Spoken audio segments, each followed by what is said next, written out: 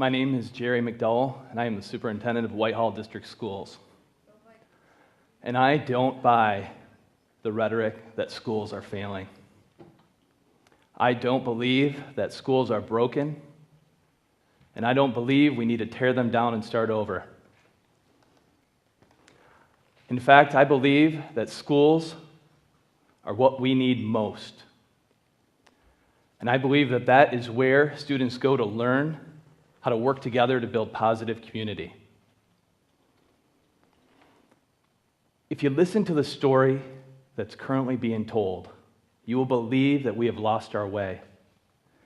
Not because we are so far off course, but because the story being told is based on fear and greed, and not on hope and possibility. When they recognized that Jefferson Memorial was eroding a few years ago, they didn't tear it down. They asked why. And the answer to the question was because they were washing it too often, and the soap in the water was interacting with the exhaust from the jet fuel, causing the building to crumble. So why were they washing it too often? Because there were birds dropping excessively on it, and they had to make sure it was clean for the tourists.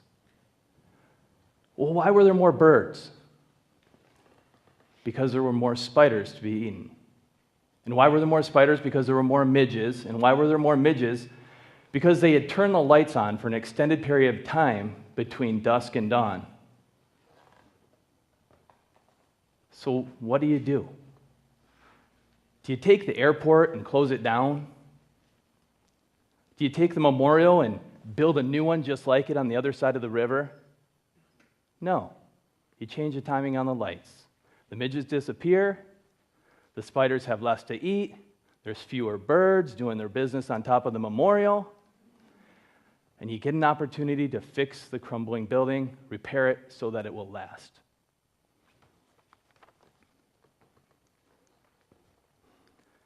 The problem in education is that student achievement is not increasing. Today, I'm going to share a little story about how Whitehall District Schools has partnered with its community to develop a project called Spark Year. We are currently measuring student achievement using high-stakes assessments like the ACT. From 2000 to 2012, you'll notice that these scores have not increased. In fact, they've remained stagnant at the national composite at 21.1. Looking at these scores, it would lead us to believe that the problem is with the academics, the teaching, the learning, the rigor involved in these schools. But that is not the case. Because the ACT is not only a measure of cognitive skills or academic skills, the things we learn in school, but it is also heavily influenced by the non-academic skills, the things we learn in life. Over that same time span, over the same 6 years, the number of students taking the ACT has increased by 400,000 students. In some states, like Michigan, every student has to take this assessment.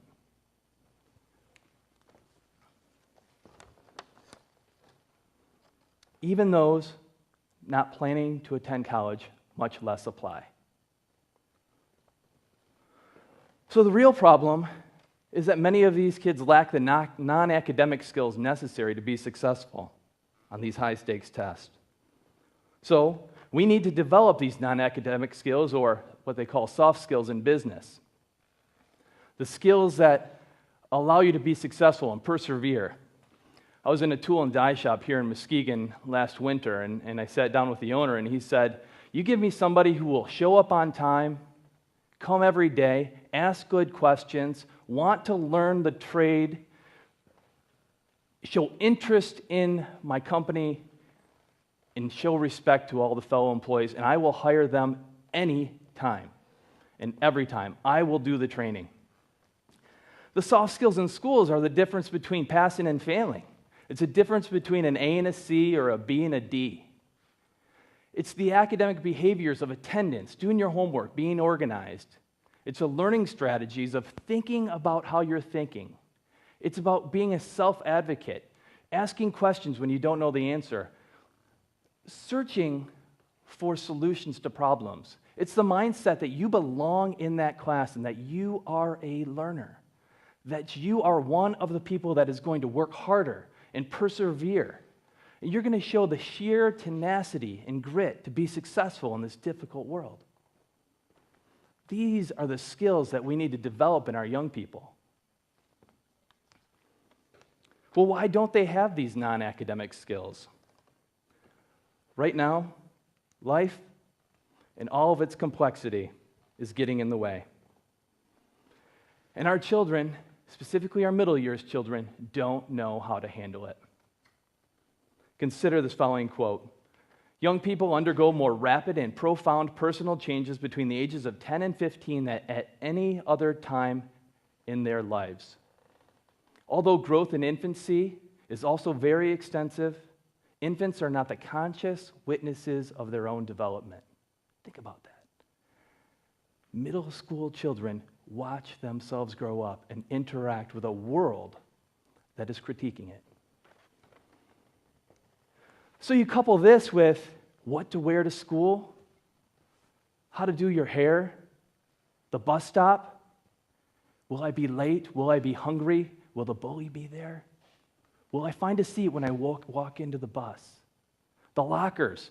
Will I know the combination? Will she say hi to me? Will she look at me? The hallway. Should I look down, my hood on, my hood off, up, down, iPods in? Am I going to make it to class safely? For some, they go to sleep worried about if they wake up if they're going to be unfriended on Facebook or ridiculed via text. For some, it's poverty, homelessness, living with an alcoholic parent. For some, it's wealth and parents that aren't there. These are the things that make life complex for our young people. This is life. We didn't create it. It is just a lot more intense than it used to be.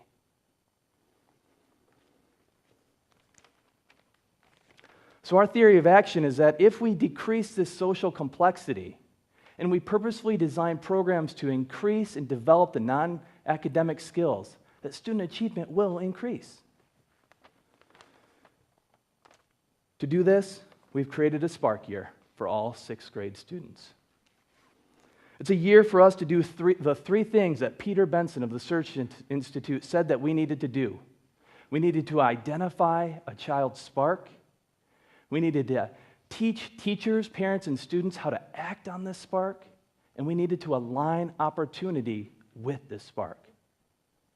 Well, what is spark? It is what makes a person tick. It's what makes them come alive in the morning. It's drumming. It's gardening. It's farming. It's working with others. It's serving the community. It's drama. It's the creative life. It's biology class. It's the solar system. It's being a volunteer. It's anything that makes them engage with the rest of the world. Because, as Ken Robinson said, we have a tendency to make the measurable important versus the important measurable, we decided to partner up with Central Michigan University in an effort to determine if there's a correlation between these non-academic skills and ACT achievement.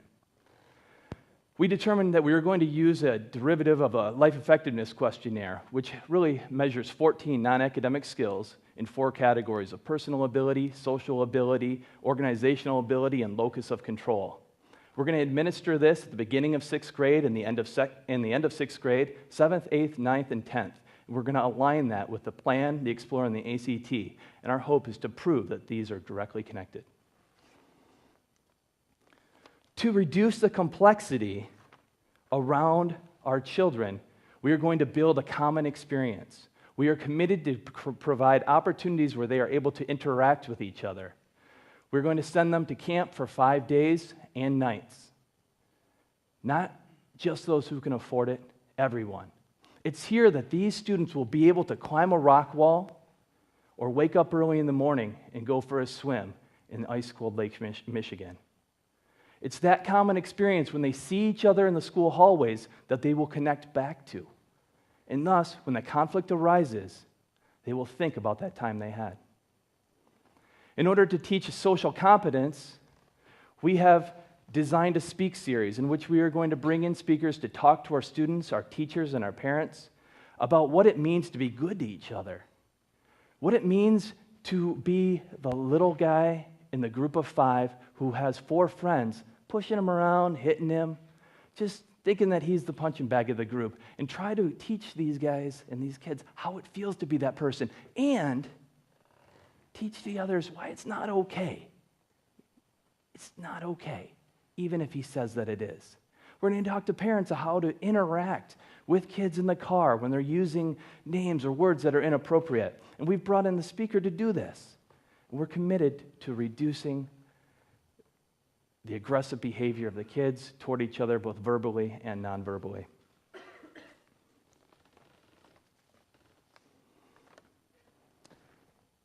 We are changing our lunchroom so that it resembles more of a family dining atmosphere.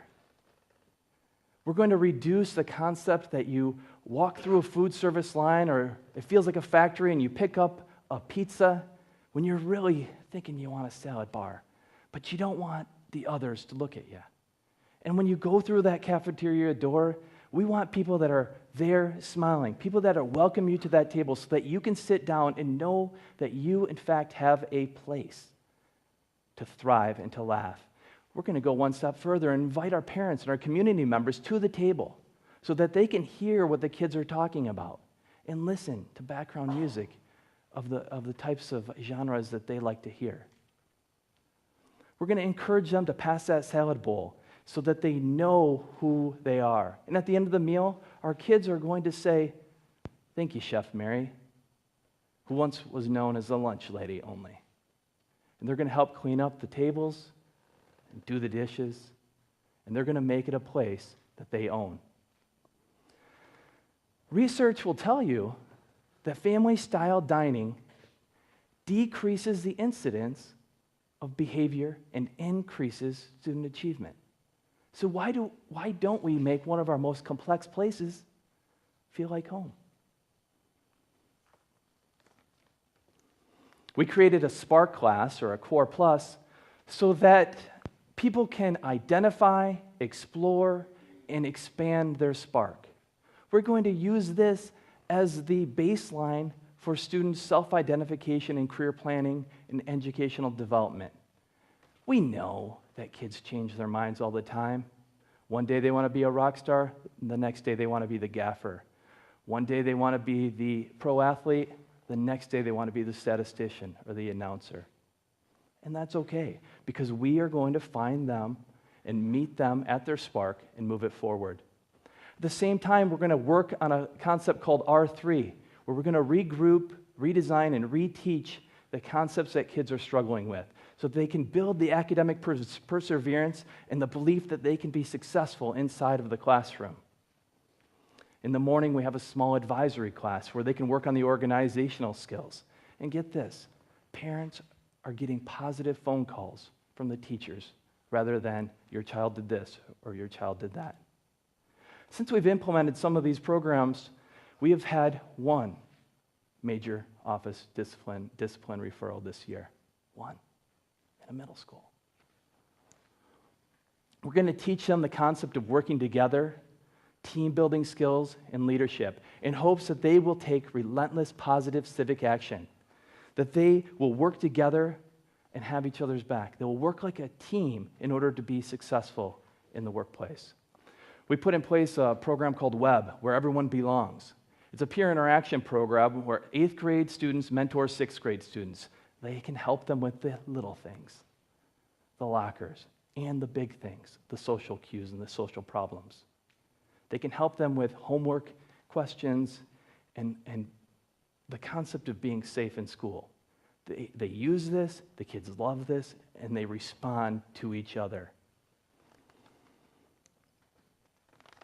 Through Spark Year, our hope is that this Spark Year becomes a Spark Lab, a place where children can congregate, they work together to make decisions, build consensus, disagree amicably, and build upon each other's ideas, and then take that back into the community so that they are able to be successful. I didn't always believe this. I used to think that the test was everything. Now, I've understood by getting close to these children and truly listening to them, hearing what they're worried about, understanding what the academic behaviors and the social struggles that they are having and how they're affecting their lives.